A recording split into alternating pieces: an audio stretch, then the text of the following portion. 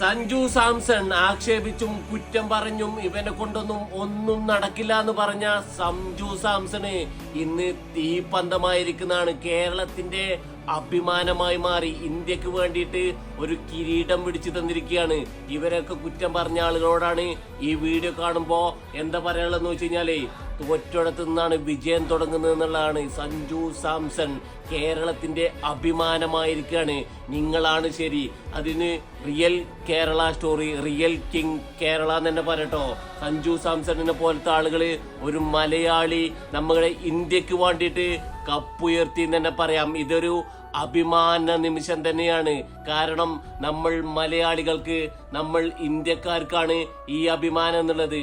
പുറത്തുള്ള ആൾക്കാരൊക്കെ ഇപ്പോ സഞ്ജു സാംസൺ എന്ന പേര് വാഴ്ത്തപ്പെടുന്നുണ്ടെങ്കിൽ തോറ്റെടുത്ത് നിന്നാണ് ഈ മനുഷ്യൻ തുടങ്ങിയിട്ടുള്ളത്. നിങ്ങൾ ഹീറോയാണ്, റിയൽ ഹീറോ.